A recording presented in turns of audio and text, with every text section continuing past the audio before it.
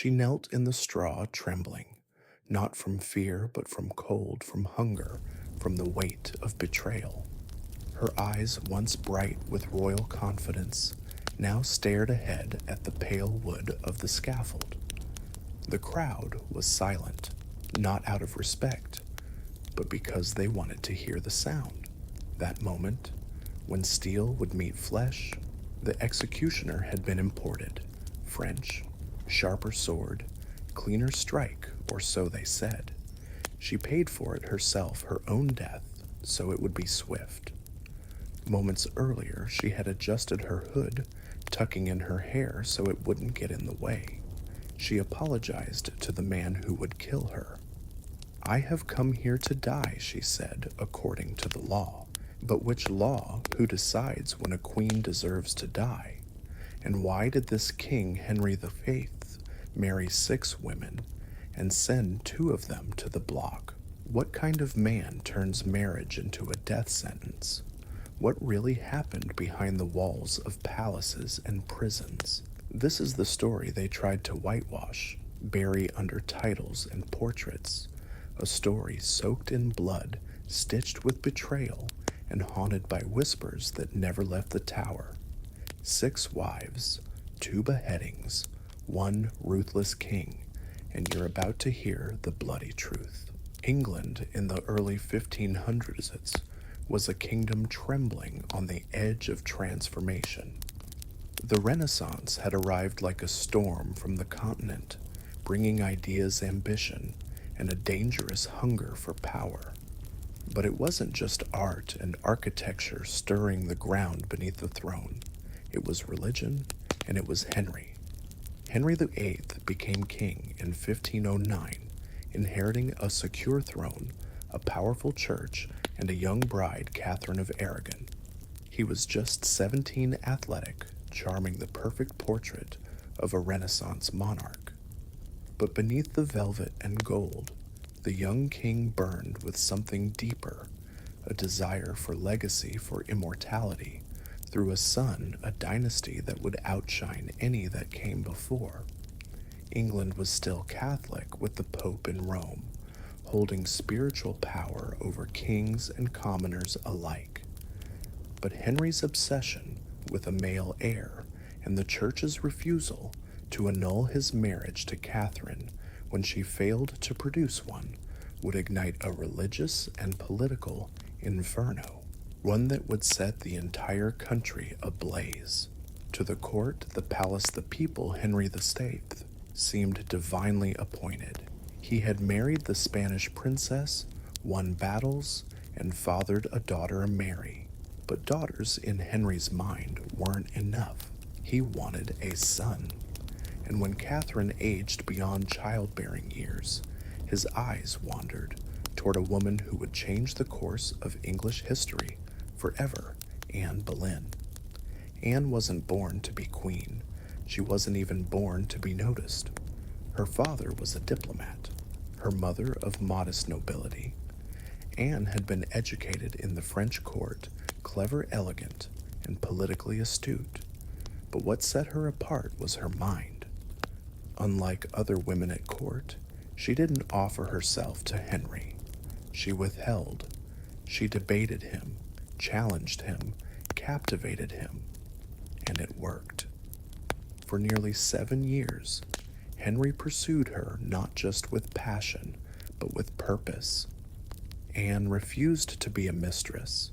She wanted a crown, and Henry, blinded by lust and desperation, was ready to give it to her, even if it meant tearing England away from Rome, and he did. In 1533, Henry declared himself head of the Church of England. He divorced Katherine without the Pope's consent and married Anne Boleyn. The move shocked Europe and split the nation in 2. To some, Henry was a liberator, a monarch casting off foreign tyranny. To others, he was a heretic defiling centuries of sacred order. Anne became queen, and soon after she gave birth to a daughter, Elizabeth. It wasn't enough. The court buzzed with whispers. Was God punishing Henry? Was Anne cursed? But the king wasn't done. He needed more wives, more chances, more sons. And as each woman entered his orbit, they stepped into a deadly game, one of thrones, yes, but also of survival. Behind the glittering masks of feasts and ceremonies, the Tudor court was a place of watching eyes, coded letters, and sudden betrayals. Alliances were fragile, confessions could be bought, and secrets, especially secrets, involving the king could kill. The rules were simple: please the king, or produce a son, stay silent. Any woman who broke those rules paid the price, and 6 women would try. Some would love him, some would fear him, some would defy him, 2 would lose their heads, but all of them, in one way or another, would be swallowed by the shadow of a man willing to rewrite the laws of heaven and earth to get what he wanted. Now their stories begin. Anne Boleyn had everything she asked for and nothing she expected. A crown, yes, a king's love, or at least his desire, but no peace, and it's no safety, no son. The birth of Elizabeth had shaken the court. Henry masked his disappointment, but only barely. Anne, once brilliant and untouchable, now found herself under a different gaze, scrutinized, resented, and quietly blamed. Her enemies, once cautious, now stirred beneath the surface like wolves scenting blood. And then it got worse. She miscarried, then again. In a world where a woman's worth was measured by the life she placed in a cradle, Anne was suddenly empty-handed. Her temper, once admired as fiery wit, was now dangerous. Her sharpness became arrogance. Every ally she had faded. Even her uncle, the powerful Duke of Norfolk, began to distance himself. The court, always watching now, whispered in corners. Henry's eye had shifted. There was another woman, Jane Seymour, soft-spoken, obedient, everything Anne wasn't. The court played along as if it didn't notice, but Anne did. She saw the same game she once played being used against her. She tried harder. She danced more, smiled wider. She promised another son, but her body, tired, anxious, and bruised by loss, betrayed her. The final miscarriage came in January 1536. The fetus, according to some, was male. That detail shattered her, and in that moment, something in Henry snapped. His grief twisted into resentment. He began to see Anne not as salvation, but as a mistake, a threat. The wheels of destruction turned swiftly. Thomas Cromwell, Henry's chief minister, once Anne's political ally, now became her quiet executioner. He knew what Henry wanted: peace, a clean break, and a new queen. So Cromwell set the trap. He orchestrated a campaign of rumors, feeding the idea that Anne was unfaithful not once, but repeatedly. Accusations spiraled: adultery, incest, treason. None of it made sense. The charges were absurd, but logic didn't matter. Power did. In May 1536, Almond was arrested in Greenwich and taken to the Tower of London, the same place she had once watched others enter, never to leave. She passed under the Traitor's Gate. Her crown had barely settled before it was yanked away. She denied everything, desperately, proudly, pleading, mocked by guards, kept in isolation, denied proper defense. The trial was a sham performed before an audience that already knew its ending. 5 men were charged alongside her, including her own brother. One by one, they were tortured, coerced, condemned. Whether any of them even had contact with her in private didn't matter. The goal wasn't justice, it was removal. Anne was sentenced to death. The French swordsman was summoned. She requested he be quick. She practiced kneeling, practiced dying. On May 19th, 1536, she stepped onto the scaffold, her dark eyes unblinking. Her final words were not rage or accusation, but obedience to the king who condemned her. God save the king. Long may he reign. The sword fell. The crowd held its breath, and then they turned away as if it never happened. 3 days later, Henry married Jane Seymour. She gave him what Anne could not, a son, Edward, finally the heir he had pursued through ruin and death. But Jane too would not last. 12 days after childbirth, she died of infection. The court went into mourning. Henry wept, or so the records say, but even grief could not slow him long. The machine of monarchy needed a queen. His advisors proposed another match, and Anne of Cleves, a German noblewoman Protestant, politically convenient. A portrait was painted. Henry was pleased, but when she arrived in person, he was repulsed. He called her the Flanders mare, cold, ugly, unworthy. The marriage was never consummated. After 6 months, it was annulled. Anne was spared the axe but removed from court, quietly, diplomatically, and with just enough grace to survive. She became the only wife who outlived Henry, peacefully. Then came Catherine Howard. She was barely a teenager, cousin to Anne Boleyn, beautiful, lively, and most dangerously naive. Henry was nearly 50, obese, racked with disease, but in her he saw youth and redemption. The court celebrated the match until the rumors started again. Catherine had a past, a young man before her marriage, and worse perhaps, one after. Henry was furious, not just with her, but with himself. Had he been mocked again? Had he been made a fool? In 1542, Catherine was arrested. She screamed when dragged from her chambers. She begged to see the king. He refused. She was executed at the Tower.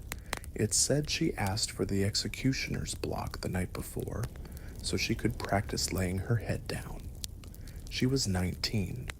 The last wife, Catherine Parr, was different.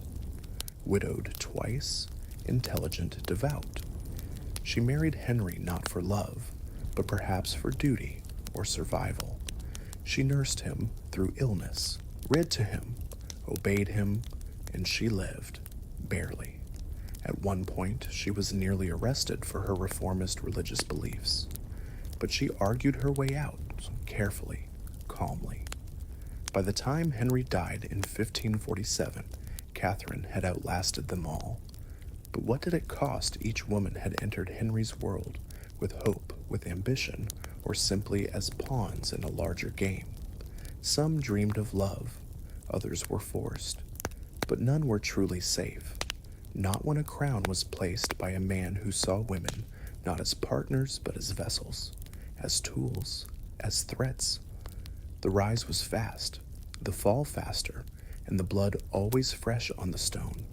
The king, ever hungry, ever unsatisfied, had devoured them all in search of something eternal.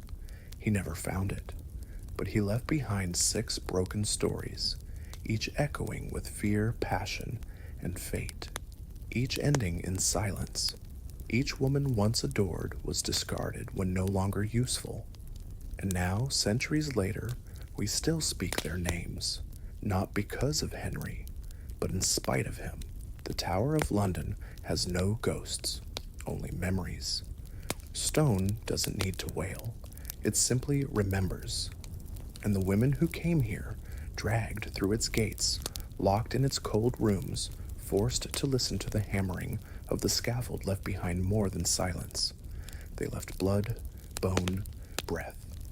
Anne Boleyn's final days were a study in controlled despair.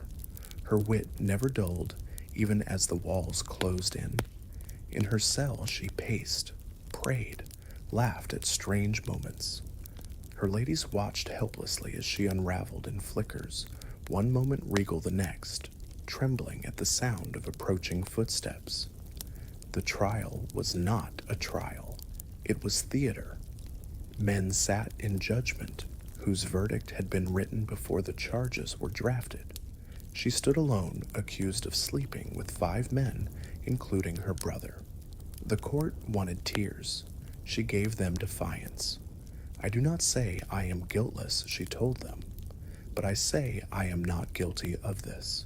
The sentence was death, not by axe but by sword, a mercy, an illusion of dignity. May 19th, 1536. She walked to the scaffold dressed in gray, no crown, no jewels, only a simple cloak and her voice. Good Christian people, she said, I come hither to die. I pray God save the king, for he is a good, gentle, and sovereign lord. A pause, and then she knelt. The swordsman waited until her lips stopped moving. She looked away, not in fear, but with a kind of resolve. He struck before she even knew it had begun. The head rolled forward, the body slumped, and England moved on. But the Tower did not forget. Neither did the headsman, nor did it forget Catherine Howard. Unlike Anne, Catherine didn't wear strength. She wore terror.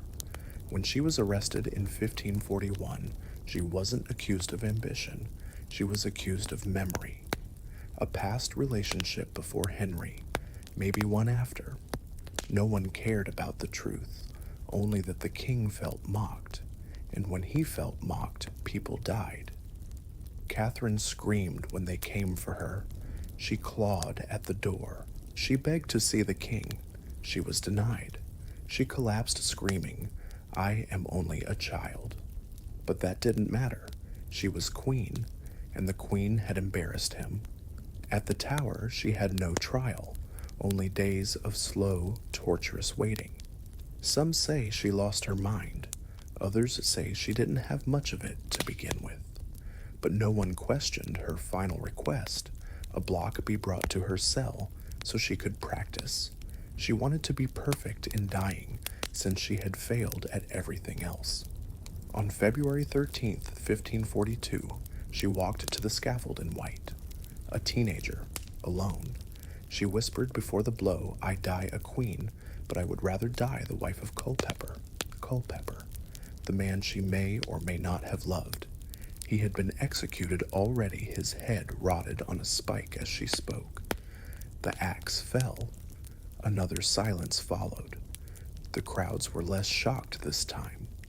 The thrill of royal death had worn thin, and yet not every death was public. Not every tragedy left its mark in blood. Jane Seymour, the one who gave Henry what he wanted most, a son, died in bed. Childbirth had drained her. The bleeding wouldn't stop. Her skin turned gray. Her breath rattled. And still she smiled when she held Edward, the son who secured her place in history, who bought her more honor in death than any wife earned in life. She whispered only once in her final hours, it was worth it. No scaffold, no charges, but death all the same, quiet, pale, alone. Others didn't die under Henry, but were broken by the system he created, Catherine of Aragon. Henry's first wife was cast aside like a broken tool. She didn't scream. She resisted, banished from court, separated from her daughter, forced to live in damp, drafty castles while Henry paraded Anne as queen. She wore widow's black until the end, refusing to admit the marriage was over. Her health failed slowly. A tumor, they said, or poison. We'll never know. In 1536, she died far from London, alone but proud. She wrote one last letter to Henry. In this world, so I will take nothing but the memory of your love. I forgive you everything. He didn't attend her funeral. Her daughter Mary watched from afar, learning what it meant to be a woman under her father's reign. Anne of Cleves, spared the axe, lived long, but not without wounds. She was mocked, humiliated, reduced to the king's sister, used then discarded. She lived comfortably in a country estate, never remarried, never returned to court. Her name faded from memory not with screams, but with quiet erasure. And Catherine Parr, she survived Henry. But survival isn't the same as peace. She married again after his death, to Thomas Seymour, the brother of Jane.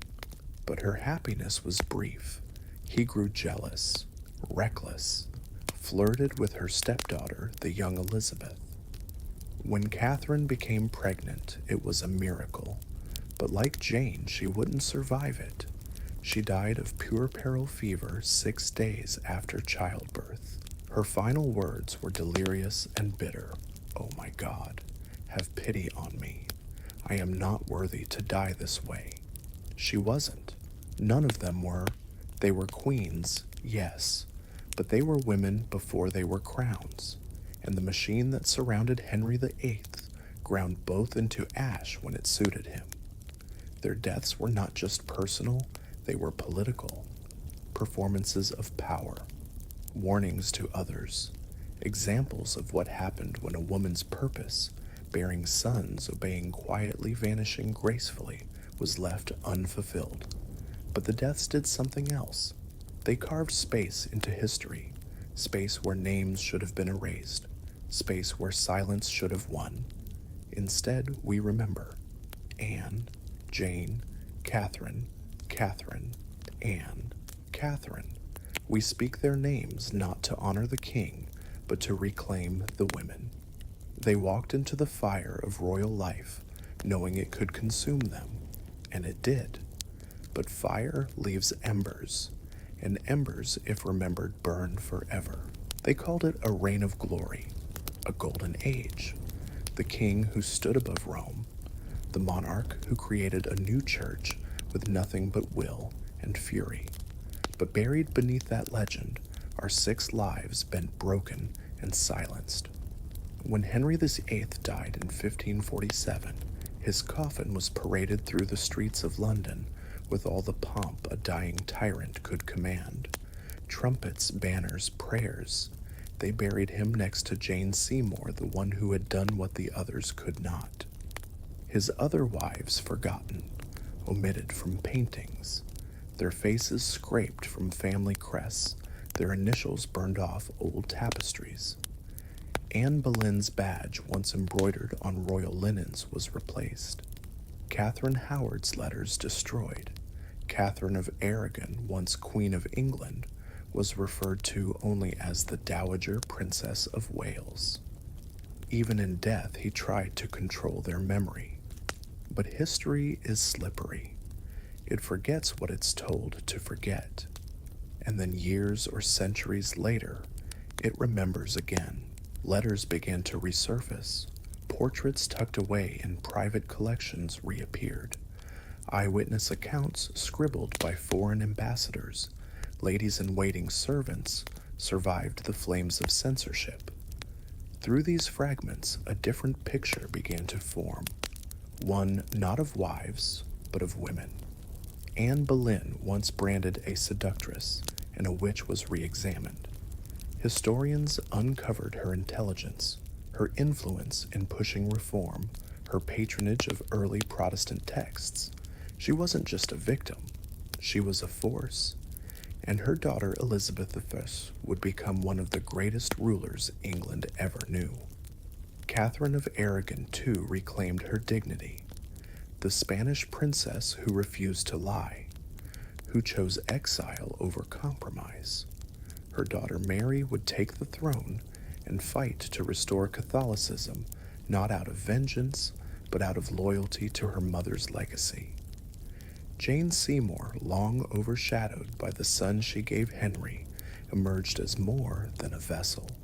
She was a peacemaker, a quiet negotiator who tried to heal the wounds between Mary and her father. In her early death, it preserved her from disgrace, turning her into Henry's idealized queen. Catherine Howard became the symbol of innocence destroyed. Too young, too naive, punished not for crimes but for being born into a court that devoured girls. She's remembered today not with blame, but with heartbreak. Anne of Cleves, once mocked for her appearance, was finally recognized as the wisest of them all. She outlived the king, kept her head, kept her lands, and most importantly, kept her freedom. And Catherine Parr, the last, became a quiet icon, of female intellect, a published author, a theologian. She preserved Elizabeth's future by protecting her from courtly predators. She governed in Henry's absence. She endured the crown and survived it. Together, they form more than a list, more than a rhyme. They are a portrait of power risk and resistance, each woman shaped by a man, yes, but never entirely defined by him. Their legacies, once blurred by propaganda and time, now stand in sharp relief.